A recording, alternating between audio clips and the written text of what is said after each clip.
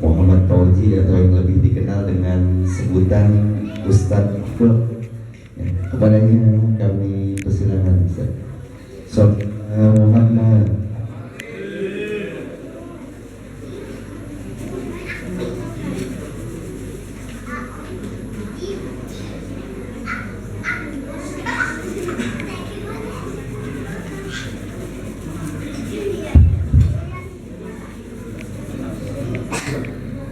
Assalamualaikum warahmatullahi wabarakatuh.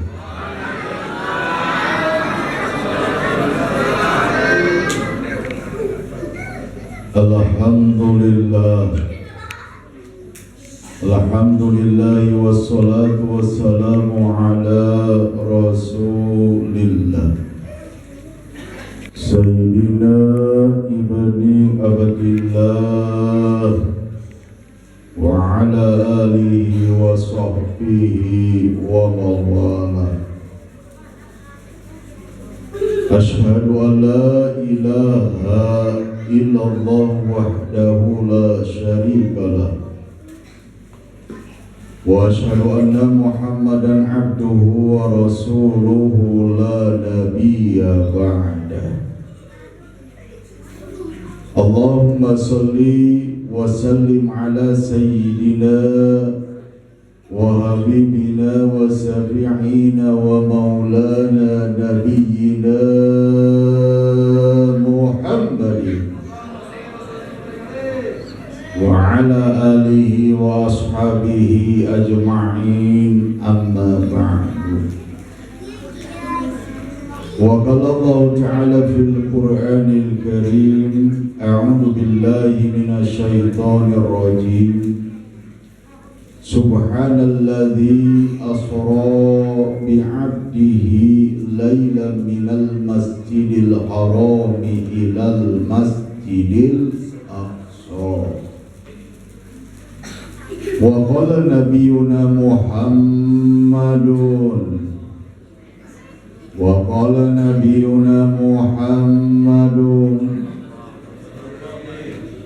as-salatu mi'rajul mu'minin. Hadratal mukarramin, para alim ulama, para kiai, para asatid, para ajangan tokoh agama dan tokoh masyarakat. Wabil khusus salam penghormatan kami sampaikan kepada para tuan-tuan guru kita semuanya. Wabil khusus Ketua Panitia Bapak Suyanto dan juga Ketua DKM Masjid Darul Muttaqin Bapak Ustadz Ahmad Mukhtar, dan juga aparatur pemerintah, Bapak RT yaitu Bapak Arif Mulyana, Bapak Kadesnya, Bapak RW-nya, Kadusnya, dan lain sebagainya. Mudah-mudahan aparat-aparat kita semuanya Allah berikan predikat aparat-aparat yang amanah, amin ya rabbal alamin. Dan semoga tuan-tuan guru kita semuanya, khusus sahabat saya Ustaz Ruswanda, mudah-mudahan tuan-tuan guru semuanya Allah jadikan sebagai toladan bagi para jamaahnya. Semoga tuan-tuan guru kita semuanya Allah beri istiqomahan, berkah rezekinya, dan istiqomahkan dalam ibadahnya, amin ya rabbal alamin. Wabil khusus kaum muslimin wal muslimat, hadirin hadirat, remaja remaji yang mudah-mudahan dimuliakan Allah Subhanahu wa taala, amin ya rabbal alamin. Semoga kumpulnya kita di sini menjadikan satu wasilah, satu sababiyah Allah turunkan rahmat dan keberkahannya, amin ya rabbal alamin. Tanya jawab yang kompak dan serempak. Bapak Ibu angkat suaranya. Pengen berkah apa pengen musibah? Pengen berkah pengen musibah? Alhamdulillah. Syukur alhamdulillah. Pada kesempatan yang mulia ini kita bisa duduk bersimpu, berijtima, berkumpul, bermujalasah, bermuajahah dalam rangka memperingati Isra wal Mi'rajnya Nabi besar Muhammad sallallahu alaihi wasallam. Sekali lagi mudah-mudahan kumpulnya kita di sini menjadikan satu wasilah, satu sababiyah Allah curahkan rahmat dan keberkahannya, dan semoga kita tidak kembali ke rumah masing-masing kecuali Allah ampuni dosa dan kesalahan kita, Allah kabul hajat tujuan kita, amin ya rabbal alamin. Salawat dan salam marilah kita senantiasa diperwahkan kepada manusia yang agung, manusia yang mulia, Sayyidil Wujud Nabi besar Muhammad sallallahu alaihi wasallam beserta para keluarganya, para sahabat-sahabatnya, para tabi'in wa tabi'ut tabi'innya, dan semoga termasuk kita dalamnya, diaku sebagai umatnya hingga akhir zaman, amin ya rabbal. Pengen diaku umat sama Rasul? Pengen gak diaku umat sama Rasul? Bu, pengen gak diaku umat sama Rasul? Bu, pengen gak? Kalau pengen diaku umat Rasul, banyakkan baca sholawat atau banyakkan pegang HP? Benar. Kalau pengen diaku umat sama Rasul, saya tanya jawab yang kompak, banyakkan baca sholawat apa banyakkan baca WA? Masya Allah. Benar. Wajah-wajahnya wajah status semua. Tinggal muhasabah diri, introspeksi diri. Kalau kita pengen diaku sebagai umat Rasul, sejauh mana dan sebanyak mana kita membaca sholat kepada Nabi besar Muhammad? Kita baca HP, baca WA betul. Mau tidur, bangun tidur. Mau makan, udah makan. Mau ke WC, mau beol. Akhirnya HP-nya nyambung ke WC, lepot. Siap baca salat, siap. Siap. Salatullah salamullah ala Taha Rasulillah. Salatullah salamullah ala Yasin Habibillah. Ala Yasin, ala Yasin, ala Yasin. Alhamdulillah. Baca sholawat, Bu. Ini masya Allah, ibu-ibu bentar-bentar pasang setak, terus apa di FB. Hati apa zaman sekarang, muka hitam kayak bisa putih ya. Benar enggak? Muka bulong kok kita bisa glowing di HP, mah benar enggak? Akhirnya bapak ketipu. Disebut kamera jahat. Makanya ya Allah ya Rabbana, bukan HP dia, bukan. Silahkan pegang HP, silahkan. Tapi lagi sholat taruh, lagi ngaji tak? Oh, ini lagi sholat kagak dimatiin. Pas sholat ada yang mending ngaji. Ini dangdutan aderinya. Apa lagunya Bang Toy? Masya Allah. Ya ibu, silakan HP nggak dilarang. Cuma kita jangan sekali-kali HP itu menjadi mudarat. Manfaatkan HP kita untuk dakwah. Betul. Siap. Ini mah HP pakai TikTokan. Innalillahi wa inna ilaihi. Yang paling goblok bukan santri TikTokan, ustaz pakai TikTokan. Na'udzubillahi min. Ibu sering TikTokan, Bu. Bapak sering. Tarik sis. Apa aja tuh, Bu? Tarik sis, monggo.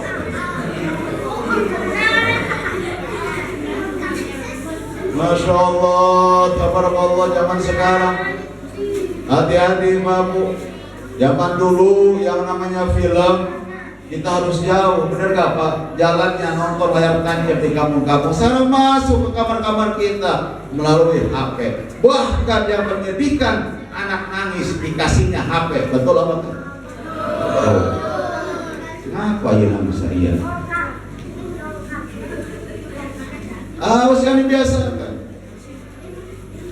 Nah, artinya bukan melarang HP silakan, tapi pakai yang positif. Siap? Insya Allah. Maka perbanyak sholawat kalau kita ingin diatur sebagai umat Nabi besar Muhammad Sallallahu Alaihi Wasallam. Lanjut. Alhamdulillah, berbicara tentang Isra wal Mi'raj Bapak. Ini bukan hanya sekedar nalar atau akal yang dikedepankan. Berbicara tentang Isra wal Mi'raj harus keimanan yang dikedepankan. Kenapa? Keimanan yang dikedepankan karena peristiwa di luar nalar kita. Seandainya akal kita yang menangkap, seandainya hanya nalar kita yang menangkap tentang Isra wal Mi'raj, demi Allah otak kita nggak bakal nyampe, saudara. Tapi berbicara tentang Isra wal Mi'raj, wajib yang dikedepankan keimanan. Betul. Saya tanya jawab yang kompak dan serempak suaranya. Percaya tentang Isra wal Mi'raj? Percaya apa tidak? Yakin apa tidak? Benar. Alhamdulillah. Jadi keimanan. Contoh begini, ini berbicara tentang keimanan. Jadi akal, ilmu, iman harus serasi. Contoh begini, kencing, air kencing, najis apa suci? Najis, gua beri molotot gak itu. Maaf, air mani, najis apa suci? Suci. Ketika kita keluar air kencing najis, tapi tidak wajib mandi, betul? Wajibnya istinja, tidak itu dalam fikih. Tapi tatkala keluar air mani, walaupun air mani suci, ya, itu wajib mandi, betul nggak? Kalau akal sih akal.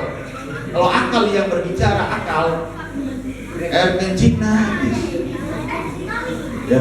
Air mani suci keluar, tapi air mani wajib mandi, air kencing tidak wajib mandi. Kalau akal yang mikir yang najis saja tidak usah mandi tatkala keluar, berarti air mani pun keluar tidak usah mandi, gitu. Dibalik, ya. Keluar air mani saja wajib mandi. Kalau air mandi, apalagi keluar yang najis, air kencing lebih wajib untuk mandi, kata akal. Betul-betul. Dibongkar sama ilmu, dalam fikih banyak. Dalam fikih banyak. Bahkan yang mewajibkan mandi itu keluar air kencing yang namanya istinja. Kenapa air kencing tidak wajib mandi? Yang pertama, secara akal saja, air kencing keluarnya sering, betul-betul. Kalau air kencing diwajibkan mandi, setiap kita kencing mandi bisa, badan kita bisa komentar. Benar gak? Air kencing bisa sehari 10 kali kencing. Kalau wajibin mandi sama Allah, coba. Oh kencing, mandi, kencing, mandi.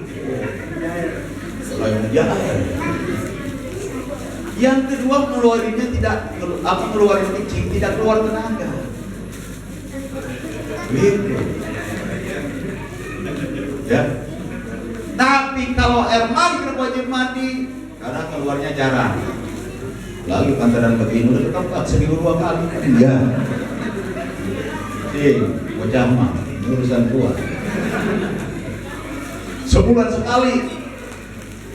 Paling inilah kalau udah umur 40 ke atas 2 minggu sekali, seminggu sekali. Jarang, makanya wajib mandi. Dan keluarnya itu pakai tenaga, capek. Dan selebihnya gurih, bener. Makanya wajib mandi. Itu udah hukum, baru diterima dengan iman. Laksanakan. Ini perintah Allah. Allah yang ngatur. Mulai siapa? Nabi besar Muhammad Sallallahu Alaihi Wasallam. Walaupun kencing najis keluar, tapi tidak wajib mandi. Tapi keluar mani wajib mandi, walaupun mani tersebut suci. Bahkan baju terkena air mani boleh dipakai untuk sholat. Dalam fikih, udah kering tinggal kering. Bicara fikih, diimani oleh kita laksanakan. Begitu pun Isra Mi'raj, gambarannya begitu. Kalau pakai akal, nalar mustahil.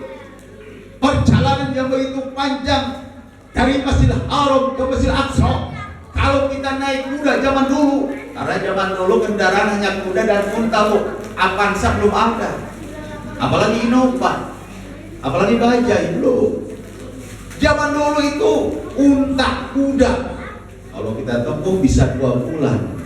Kalau bolak-balik PP bisa 2 bulan dipakai kuda sehat, unta yang sehat antara Masjidil Haram Mekah ke Masjid Palestina, ke Masjid Al-Aqsa Palestina. Di sini ke Surabaya lah. Ini di luar nalar kita, di luar akal kita. Makanya dalam ayat Al-Quran, Subhanalladzi asra bi abdihi lailan minal masjidil haram ilal masjidil aqsa. Maha suci Allah yang telah memperjalankan.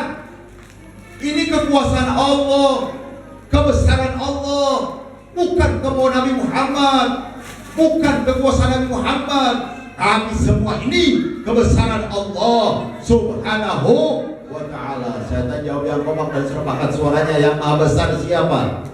Yang maha besar siapa? Yang maha mulia siapa? Yang maha agung siapa? Yang maha tinggi siapa? Allah Subhanahu wa ta'ala.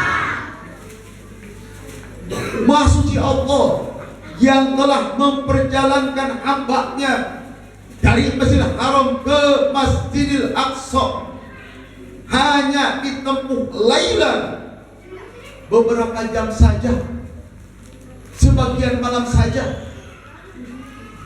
Ini keluar biasaan kemahabesaran Allah Subhanahu wa ta'ala. Luar biasa. Makanya sebelum kita meningkat tentang perjalanan Rasulullah, terlebih dahulu kita ketahui kenapa sih Rasulullah diperjalankan oleh Allah dalam rangka Isra wal Mi'raj. Ada apa? Salah satunya adalah dalam rangka menghibur Rasulullah Sallallahu Alaihi Wasallam. Kenapa harus dihibur Rasul? Nabi Muhammad manusia biasa, Pak Bu. Nabi Muhammad kayak kita, punya rasa sedih. Kenapa sedih? Pamannya Abi Thalib, walaupun Abi Thalib tokoh Quraisy, orang yang disegani oleh kafir Quraisy semasa hidupnya, walaupun belum melafalkan 2 kalimat syahadat, Abi Thalib ini yang bersikeras melindungi Rasulullah Sallallahu Alaihi Wasallam. Bahkan Abi Thalib berkata, barang siapa yang menyakiti keponakanku, maka langkahi dulu mayatku. Kata Abi Thalib. Lama kemudian paman tercinta Abi Thalib meninggal dunia. Rasulullah pun manusia biasa, sedih, gundah gulana. Tak lama itu kemudian nyusul Siti Khadijah. Khadijah wanita yang luar biasa, istri yang soleha, yang selalu menemani perjuangan Rasulullah Sallallahu Alaihi Wasallam. Bahkan Siti Khadijah hartanya disumbangkan untuk di jalan Allah. Khadijah berkata, kalau aku mati, kalau aku meninggal dunia, maka galilah kuburanku. Niscaya engkau akan mendapati tulang belulangku yang berwarna putih, maka rangkailah tulang tersebut menjadi jembatan untuk menuju kejayaan Islam. Luar biasa Siti Khadijah, dan Siti Khadijah pun meninggal dunia. Rasulullah makin sedih, Rasulullah makin gundah gulana. Akhirnya Allah hibur dengan perjalanan Isra wal Mi'rajnya Rasulullah sallallahu alaihi wasallam.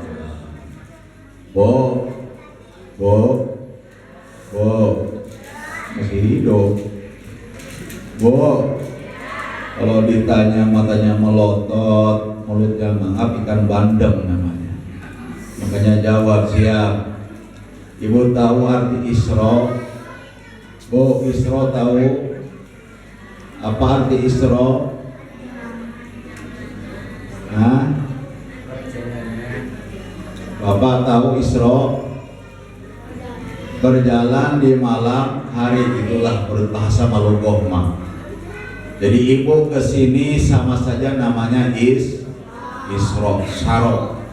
Bapak kesini ke masjid sama saja Isra. Bapak pergi ke pabrik kerja sama saja namanya Isra. Kalau malam hari berjalan, Pak Hansip ronda sama saja Isra. Anak muda ya ke sawah nyolong ikan, empang orang, namanya serok.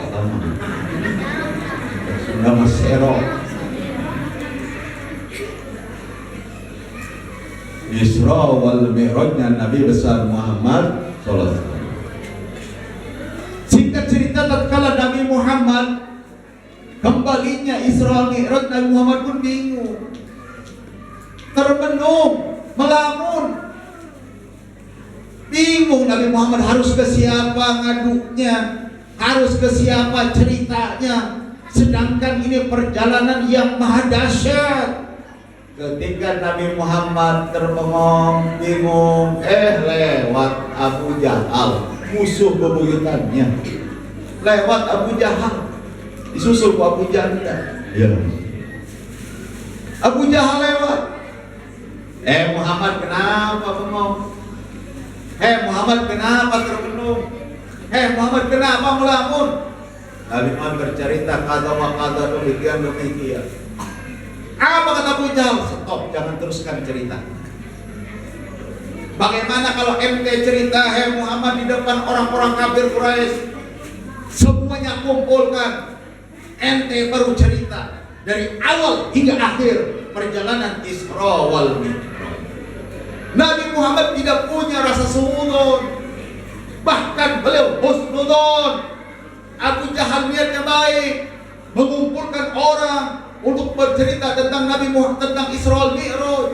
Ini pun kesempatan bagi Nabi Muhammad. Tapi pandangan Abu Jahal lain, namanya musuh Islam. Ini waktu yang tepat untuk memalukan Nabi Muhammad. Ya, Nabi Muhammad malu di hadapan orang-orang kafir. Ceritanya hayalan, ceritanya bohong. Ini Abu Jahal ingin menjebak Rasulullah. Karena udah lama nyari celah, ini Rasulullah nggak bisa dipermalukan. Ini saatnya dipermalukan. Nabi Muhammad bercerita di khalayak ramai, cerita tentang Isra wal Mi'raj. Betul, Abu Jahal mengumpulkan orang banyak. Dikumpulkan orang banyak. Cerita Nabi Muhammad dari A sampai Z, beliau bercerita dari Masjidil Haram ke Masjidil Aqsa sampai naik ke langit yang ke-7.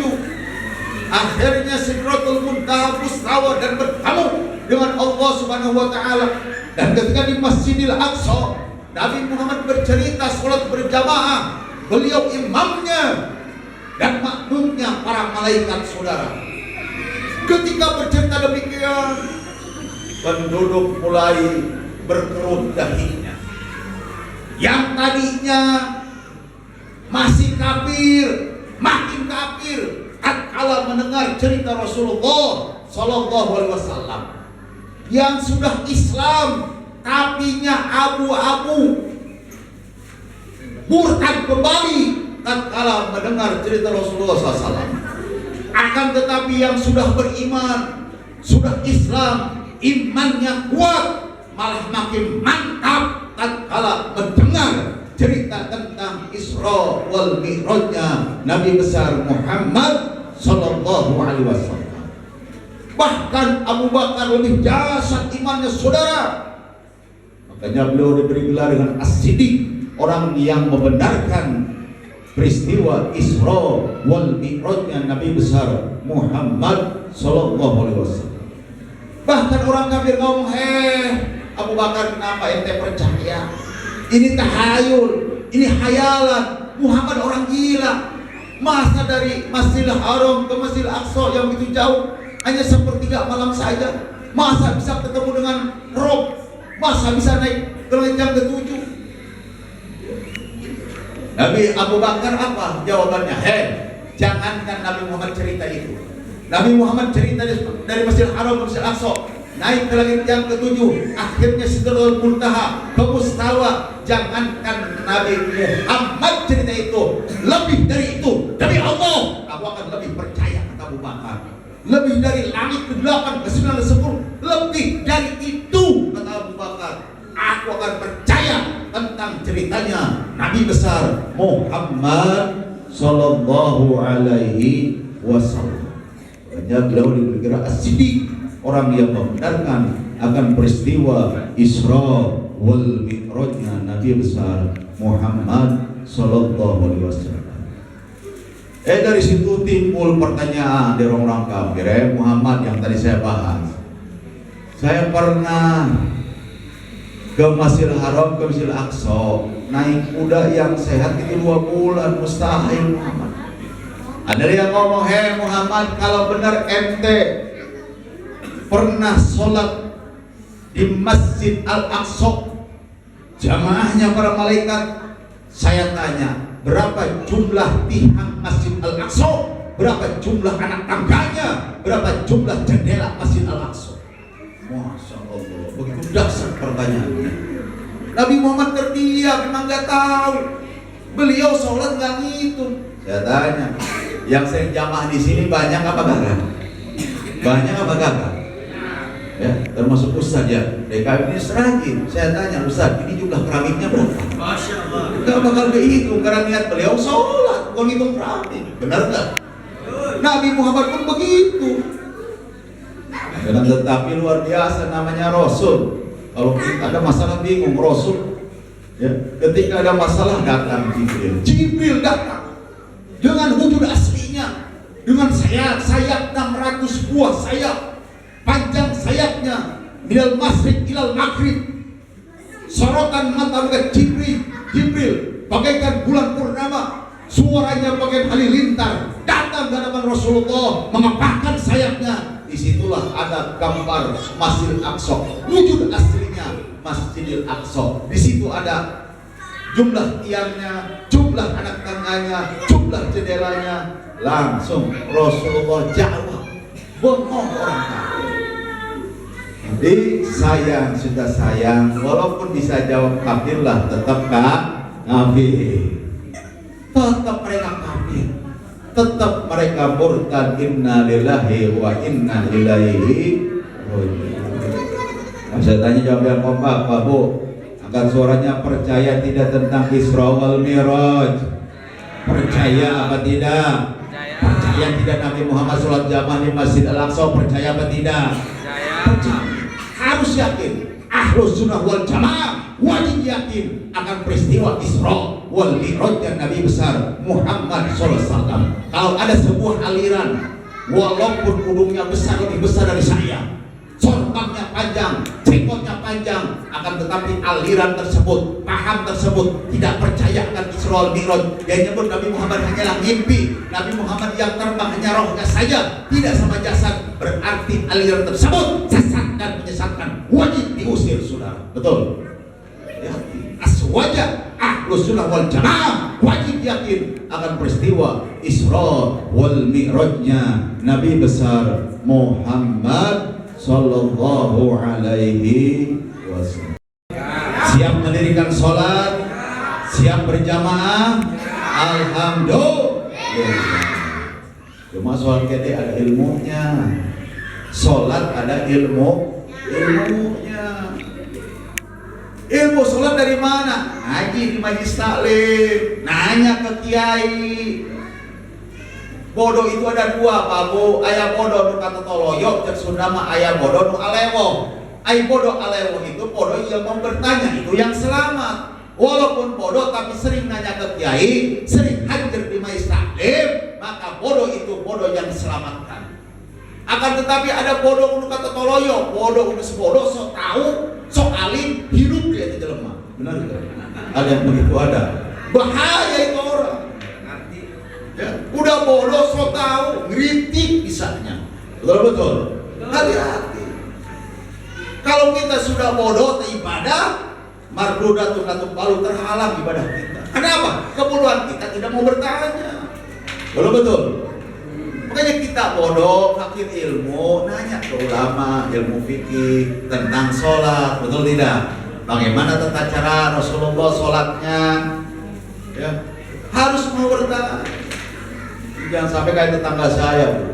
Oh, cerita tetangga saya pensiunan militer. Pensiun militer.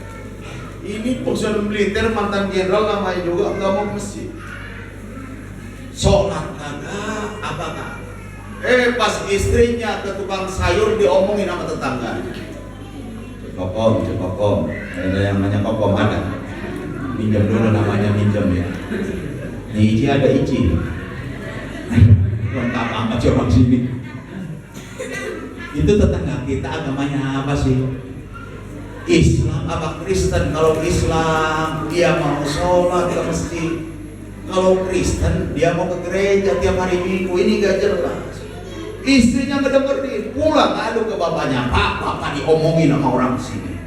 Dia omongin bahkan di masjid juga ibu ngedengerin, omongin sama DKM, Bapak gak pernah ke masjid.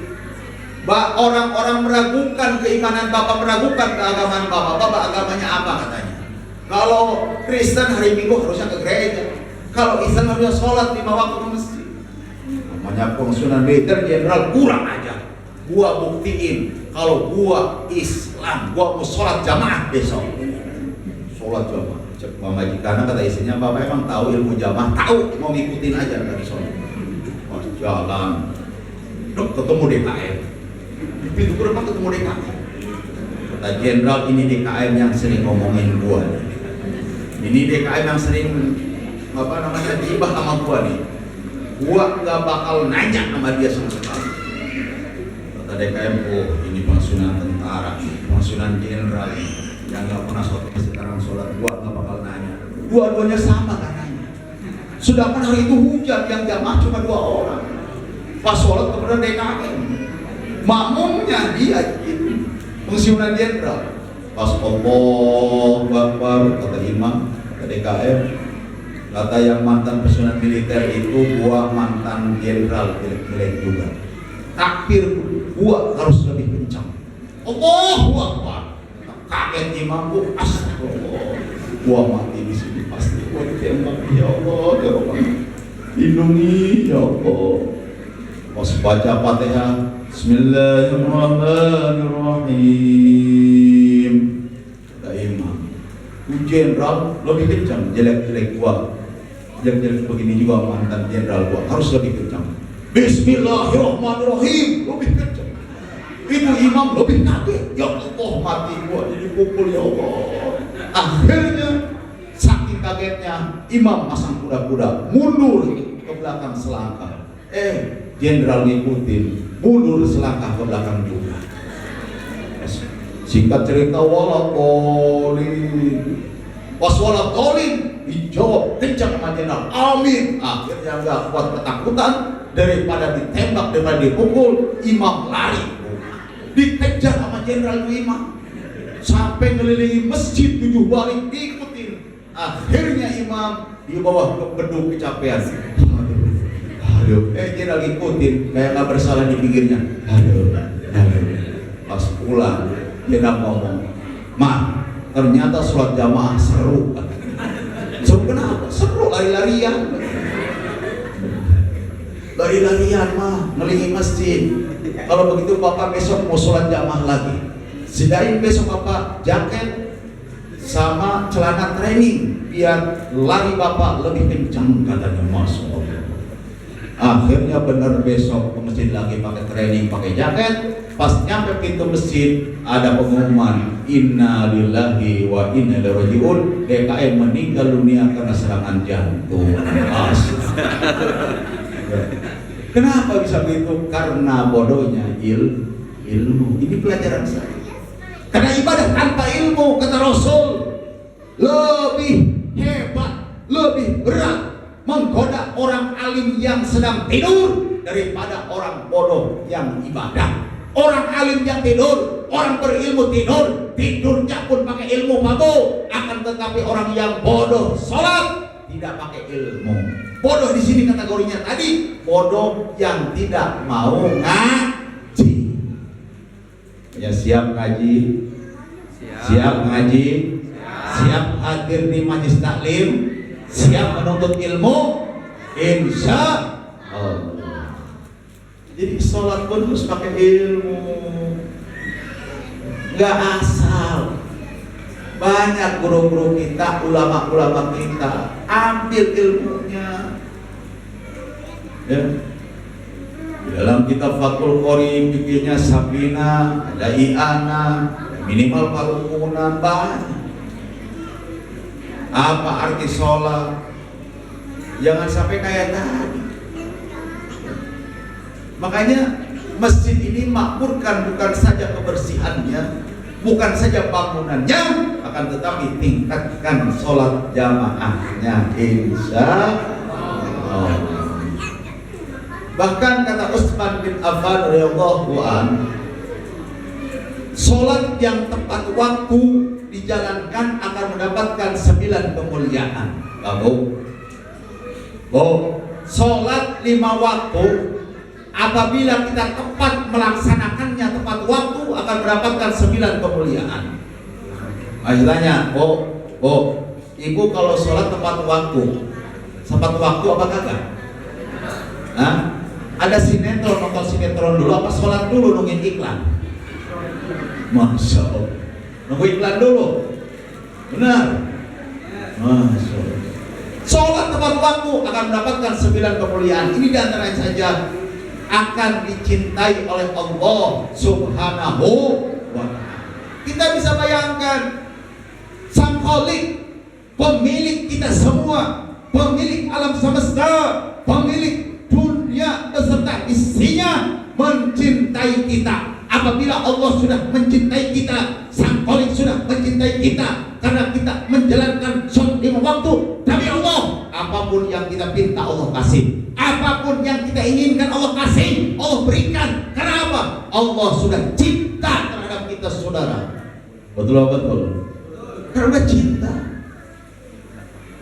Untuk kita cinta kepada seseorang dulu masih muda baru, kita cinta kepada pacar kita, apapun pacar kita yang minta kita penuhi, betul-betul penuhi.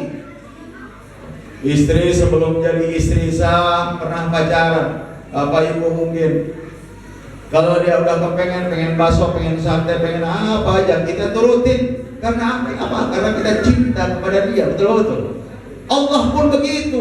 Tak kalau kita melaksanakan sholat 5 waktu tepat pada waktunya, maka Allah akan cinta kepadanya. Apapun yang kita minta Allah akan berikan. Allah yang punya alam dunia ini, Allah yang punya rezeki, Allah yang punya alam semesta ini akan baik sama kita, akan diberikan semuanya kepada kita.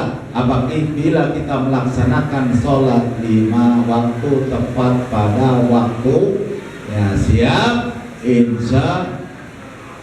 Silakan yang ke atas, ke atasan kalau hujanan. Masuk ke dalam masih kosong. Masuk ke dalam masih kosong. Ya mudah-mudahan hujan ini jadi berkah, amin. Ya Rabbal, mudah-mudahan. Kalau hujan ini jadi berkah, mudah-mudahan walaupun ini air tidak jadi musibah, betul. Masya Allah, karena zaman sekarang zaman banjir. Hanya sering kita melaksanakan sholat waktu di masjid, sering berdoa. Biar apa? Biar musibah terhindar dari kampung kita. Contoh Mabu nggak lama kemarin di Cianjur. Di Cianjur itu gempa bumi begitu dahsyat.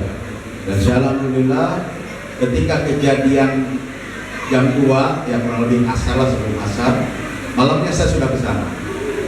Ya. Jadi udah kayak kampung mati. Udah kayak kampung mati. Jadi pas saya lihat tenda-tenda mayat terletakkan, saya kuburin kurang lebih 16 mayat di sana. Jadi digoncang gempa bumi kemarin. Ratusan orang meninggal dunia, ribuan orang mengungsi, ratusan rumah hancur. Hanya beberapa detik saja digoyangkan oleh Allah Subhanahu wa Ta'ala. Di gempanya begini, hancur. Terus itu kos-kosan itu genang. Di dasarnya luar biasa, harta sudah tidak berguna. Yang mereka selamatkan nyawanya masing-masing. Kenapa harta berguna? Mobil pada hancur, warung pada hancur, semua hancur harta berguna. Nyawa yang mereka lomba-lombakan untuk diselamatkan. Artinya pelajaran buat kita bahwa penyebab bencana itu diantaranya banyaknya maksiat di mana-mana. Betul. Banyak yang masih di mana-mana. Jadi penyebab maksiat itu yang pertama li irodatillah. Karena memang irodat Allah, kepastian Allah, ketetapan Allah dari sononya sudah dicatat. Yang kedua bima kasabat aidinas, karena memang kerakusan, keserakahan tangan-tangan manusia. Betul. Hutan digunduli akhirnya longsor. Hutan ditebang akhirnya longsor, banjir.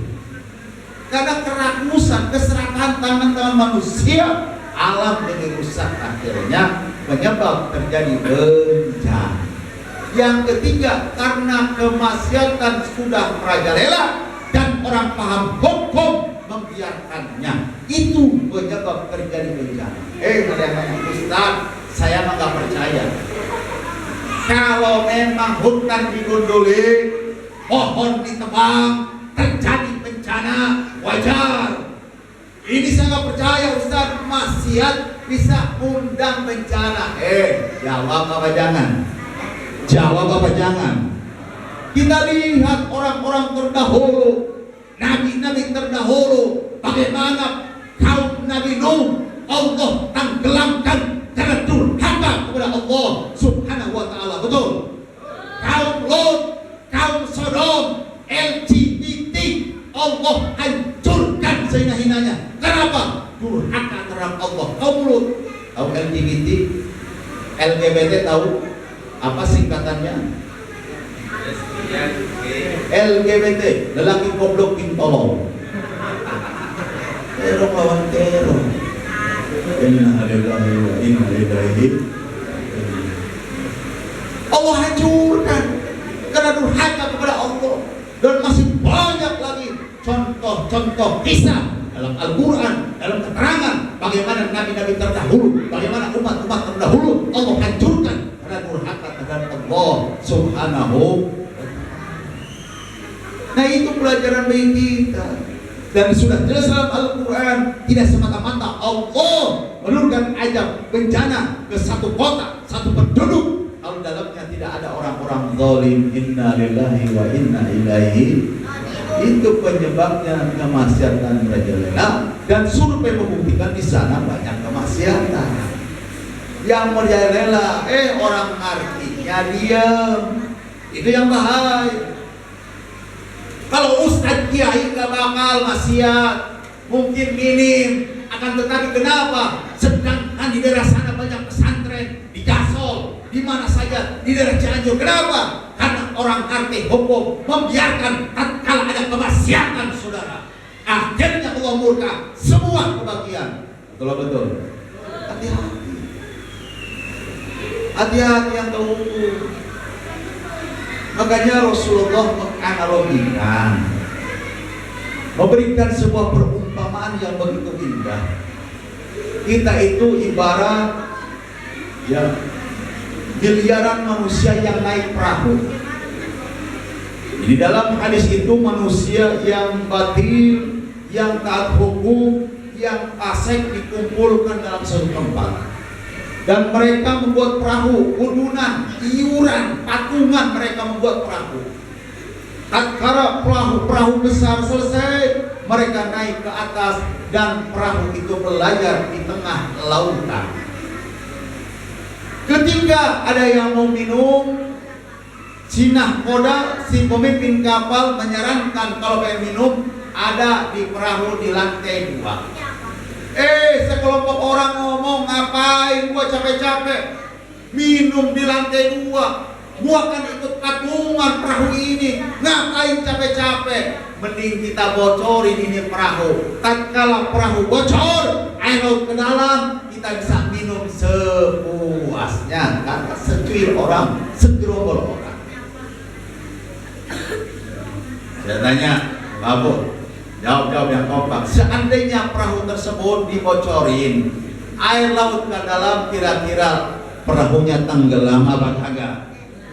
Tenggelam apa kagak? Terus penumpang perahunya mati apa kagak? Mati apa kagak? Mati. Tatkala dibiarkan sekelompok orang membocori itu perahu dan perahu akhirnya bolong, air laut masuk ke dalam dan perahu tenggelam, penumpang semua meninggal dunia, halaku jamiah, semuanya celaka. Akan tetapi tatkala dicegah orang tersebut, perahu jangan dibolongi. Kalau perahu itu dibolongi, air bisa masuk, kita bisa tenggelam. Jangan dibocori. Kira-kira kalau ada yang larang sekelompok orang tersebut membocori perahu, kira-kira perahu selamat apa tidak? Tenggelam apa tidak? Penduduknya selamat apa tidak? Nah, jauh jaminya semuanya akan selamat. Kalau kita apa? Kalau kita cegah sekelompok orang membocori perahu tersebut, maka penumpang akan selamat semuanya, saudara. Begitu pun dalam dunia, amar ma'ruf nahi munkar, hanya sekelompok orang berzina, sekelompok orang maksiat, tapi kalau Allah murka, Allah turunkan azab, semuanya kebahagiaan tanpa pandang bulu. Betul. Gak mandang bulu ke Pak Bumi tanah longsor. Oh, ini rumah RT nih, rumah RT lewatin dulu, agak. Oh, ini rumah Ustad, ya angin puting beliung belok dulu ada Ustad, kagak.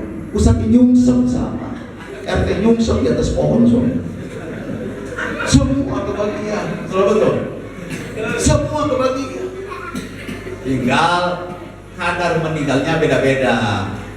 Ada yang ujian, ada yang memang peringatan, ada yang azab. Kalau ujian bagi orang-orang soleh mungkin meninggalnya ujian.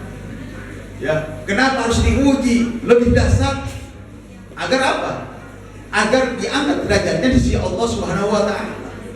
Ada yang memang peringatan, tatkala ada musibah bencana peringatan. Kenapa? Ini orang hampir terpeleset dosa, Allah masih sayang, diingatkan, dikasih peringatan.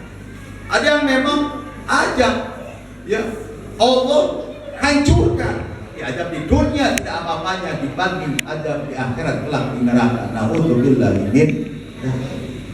Jadi begitu analogi perumpamaan Rasulullah yang begitu dahsyat. Makanya saya tanya, jawab yang kompak dan serempak, angkat suaranya. Berarti kalau ada kemaksiatan, ada perzinahan, ada mabuk-mabukan, dibiarkan bahaya apa tidak? Bahaya apa tidak? Dibiarkan rusak apa tidak? Rusak apa tidak? Siap menegakkan amar ma'ruf nahi munkar? Siap. Alhamdulillah. Jadi begitu. Tidak jangan cuek, bebek jangan. Cuek terhadap maksiat jangan. Berkata keterangan, ya ada di kalangan nanti, ya, seorang ulama mau asatid, mau siapa, doanya tidak dikabul oleh Allah. Walaupun dia menangis, menengadahkan kedua tangan, jadi dikabul oleh Allah. Kenapa? Karena banyak membiarkan kemaksiatan dan kemungkaran. Inna lillahi wa inna ilaihi. Masa tanya jawab yang kompak dan serempak di Indonesia, di kita nih, di kita punya negeri kemaksiatan ada apa banyak? Ada apa banyak? Minum-minuman keras ada apa banyak?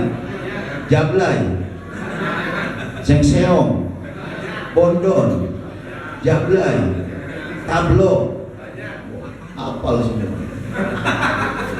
Beda-beda di sini ada Jablay, di Banten Bondon, di Bekasi Tablo, Sengseong. Ya. Ada yang Jablay kelas 3 ada. Yang bagaimana Jablay kelas 3 yang punya istri dandannya di luar doang. Pas di dalam rumah gadang dan malah bau, itu Jablay kelas 3. Ada yang gitu, ada.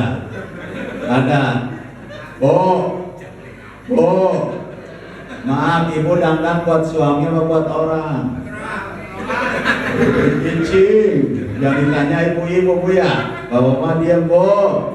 Dandan buat suami apa orang? Benar. Cius. Bohong ah. Pos kondangan mah make shadow, make bedak, make lipstick, mau sama mani tebel, mani cantik banget. Pas dan untung musim hujan, kena hujan, shadownya luntur sama bedak. Oh, untuk suami dandan justru keluar rumah biasa aja, cukuplah tipis saja, tipis-tipis di luar. Depan suami di rumah wajib dandan karena ibu milik suami. Bahkan keluar harus tutup aurat, di rumah wajib pakai pakaian ipis. Ada yang begitu ada. Harus begitu, kita kan dibalik. Kalau di rumah ibu-ibu pakai training, pakai jaket Honda, mus koyong sama kerok, bola dengan deketan bawal sama autan, keluar menikulis, keluar cantik, di rumah ya Allah ya Rabbana. Oh, itu ganti tuh begitu. Makanya kalau suami kawin jangan nyalahin suaminya, introspeksi diri ibu, benar nggak? Ada yang begitu ada ibu yang begitu ada. Kalau istri saya begitu saya tukar tambah ya. Jadi jangan begitu bu. Di rumah malah ganteng, wangi ini mah ya Allah ya Rabbana, di mana saya mau nari, udah training web kumpul. Digempok ini nanti ya. Ada gitu ada. Belum pakai jaket, naon be dipakai. Na'udzubillahi min. Walaupun ibu ngaji tiap siang ngaji ibadah, tiap puasa Senin Kamis puasa, malamnya tahajud, tapi ibu durhaka terhadap suami, ngomong lebih keras, tidak melayani suami, maka ibu calon neraka. Inna lillahi wa inna ilaihi raji'un. Hidup bapak-bapak. Kaumnya coba mak cocok ya Ustaz, cocok jangan kenapa yang punya.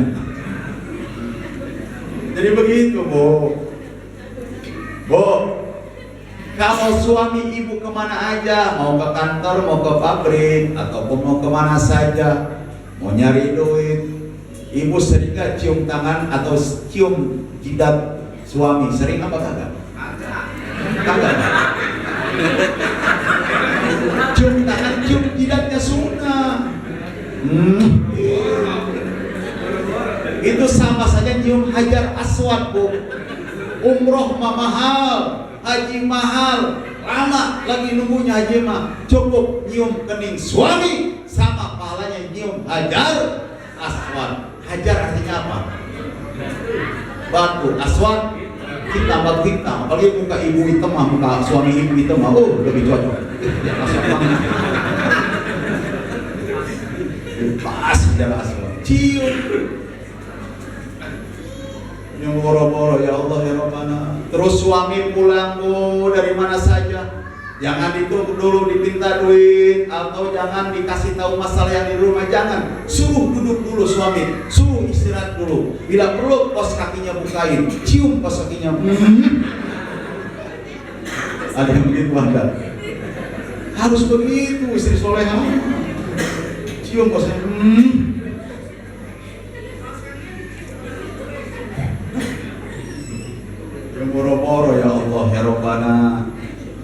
suami mentang-mentang di PHK kerja serabutan datang ke malas sepeda, Pak, mana Pak? Duit mana?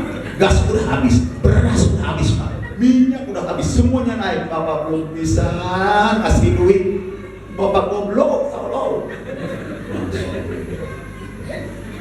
Coba, ada yang begitu enggak? Jangan begitu, jangan begitu. Kata bapaknya, Pak, eta mah kan kata Ustaz harus ikhlas. Suami mau kerja dapat duit apa kagak harus ikhlas. Kata istrinya, oke kalau begitu. Langsung suaminya mandi, pas mandi mah ambilin nasi, ada tuh di Mejikom. Pas suami ngambil nggak ada nasinya. Kata suaminya, mah mana nasinya? Eta makan sama lu ikhlas. Ada yang begitu ada. Bertambah. Jangan begitu. Kasih suami dari mana saja air minum, jangan disuruh ditanya masalah dulu, diminta duit dulu, kasih minum. 1 gelas ke suami ngasih kalau dari mana saja itu 10 kebaikan. Ibu ngasih 1 gelas 10 kebaikan. 2 gelas 20, 3 gelas ya besok suami ibu pulang kerja sudah indrom sekali makanya banyak.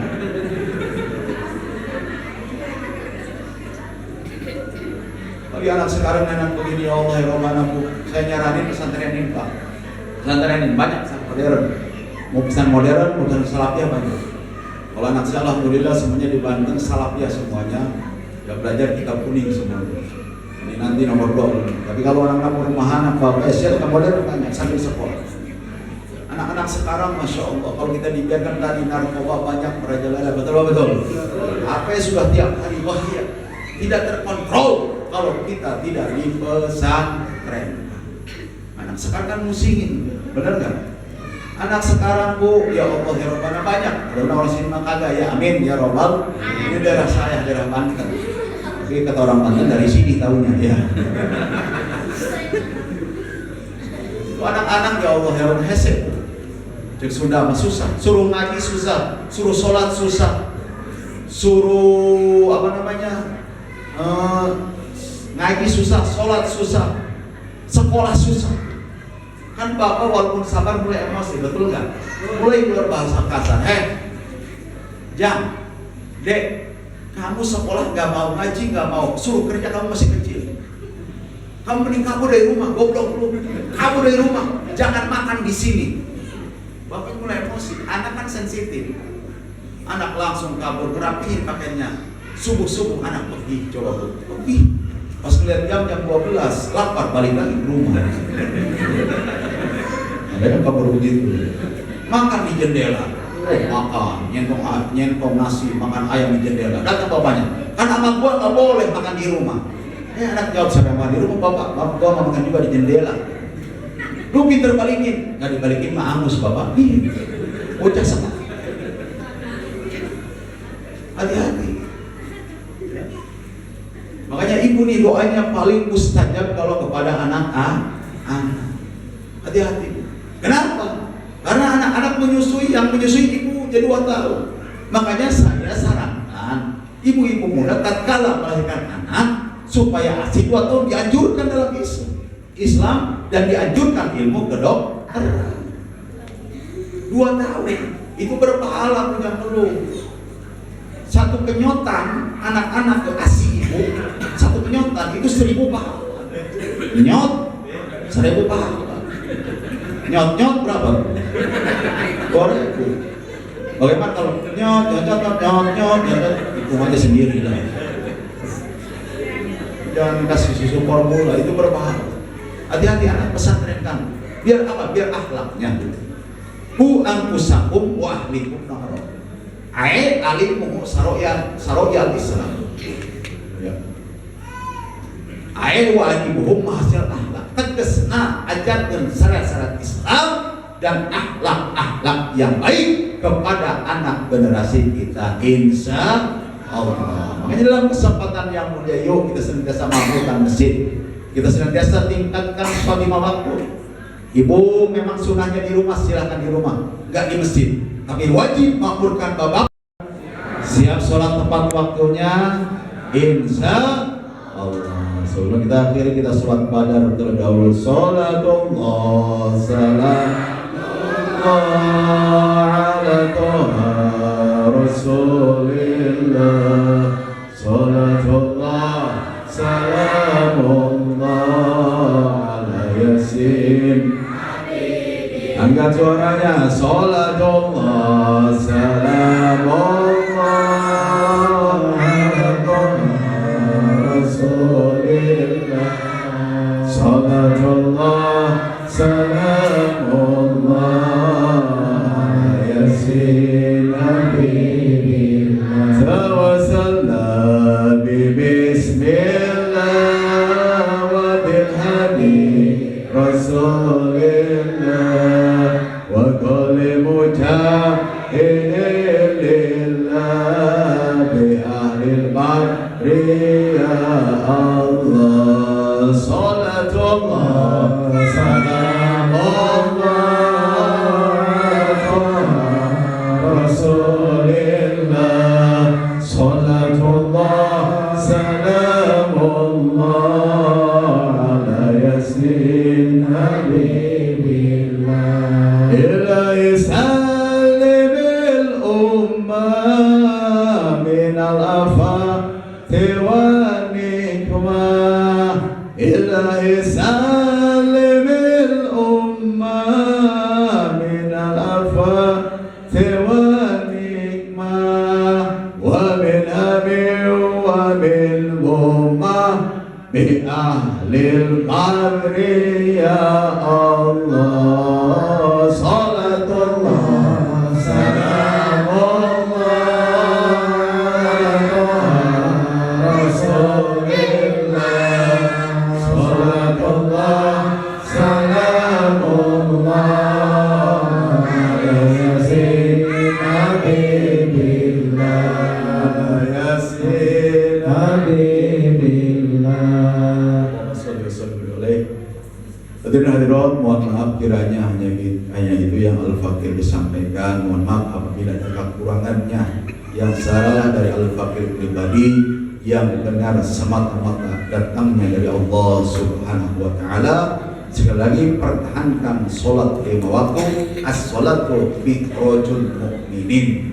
Utawi salat iku mi'rajnya wong sakehe mukmin. Mudah-mudahan pada kesempatan yang mulia ini ada hikmahnya, khusus buat Al-Fakir pribadi, umumnya untuk jamaah semuanya. Sekian, wa'alaikum wassalamualaikum warahmatullahi wabarakatuh.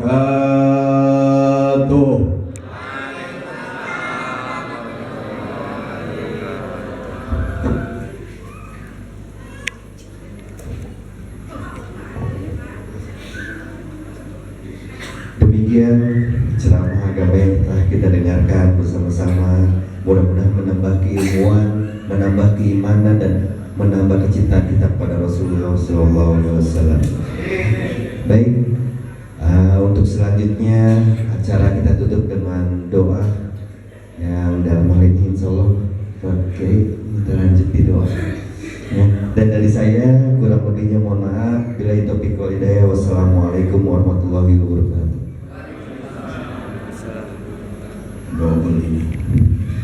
Al-Fatihah. A'udzubillahi minasyaitonir rajim. Bismillahirrahmanirrahim. Alhamdulillahirabbil alamin arrahmanir rahim maliki yaumiddin. Iyyaka na'budu wa iyyaka nasta'in ihdinas siratal mustaqim. Siratal ladzina an'amta 'alaihim ghairil maghdubi 'alaihim waladdallin. Amin. Allahumma shalli wa sallim ala sayyidina wa habibina wa shafiina maulana Muhammad wa sallim wa radallahu tabaraka ta'ala li sahabati wa rabbati rasulillah ajma'in. Amin ya Allah ya rabbal alamin. Alhamdulillahi rabbil alamin. Hamdan syakirin hamdan na'imin hamdan yuwafi ni'amaka bi mazidah. Ya Rabbana lakal hamdu kama yanbaghi li jalali wajhi wa 'azimi sultani. Allahumma shalli wa sallim ala sayyidina Muhammad wa ala sayyidina Muhammad. Allahumma salli wa sallim dinana wa sallim islamana wa sallim tauhidana wa sallim qulubana wa sallim ma'rifatana wa tasluq naji imanana wa la tusallit alaina bil khawfa wa la yarhamna wa razqna khairal dunya wal akhirah innaka ala kulli syai'in qadir. Allahumma inna nas'aluka taysira fi kulli asir fa inna taysira fi kulli usrin alika sahlu yasir. ربنا ظلمنا أنفسنا وإن لم تغفر لنا وترحمنا لنكونن من الخاسرين ربنا هب لنا من أزواجنا وذريتنا قرة أعين واجعلنا للمتقين إماما اللهم اغفر لنا ذنوبنا ولوالدينا وارحمنا ربنا صغارا اللهم ارحم أمة سيدنا محمد اللهم اصلح أمة سيدنا محمد اللهم استر أمة سيدنا محمد اللهم اغفر أمة سيدنا محمد اللهم ربنا آتنا في الدنيا حسنة وفي الآخرة حسنة وقنا عذاب النار وصلى الله على سيدنا محمد النبي الأمي وعلى آله وصحبه وسلم سبحان ربك رب العزة عما يصفون وسلام على المرسلين والحمد لله رب العالمين.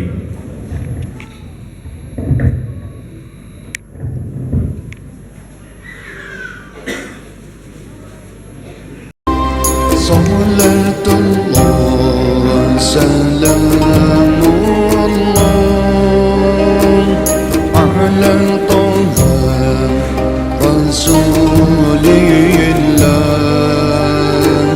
صلاة الله سلام الله على ياسين حبيب الله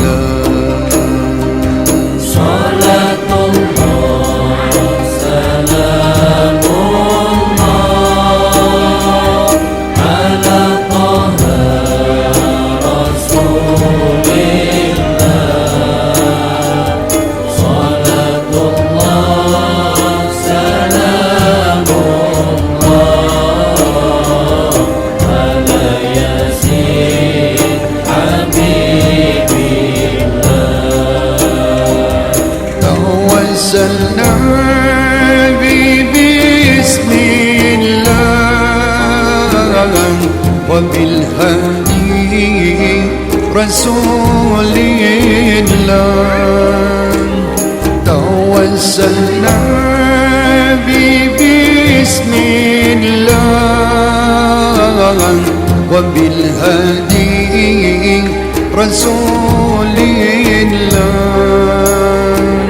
وكل مجاهد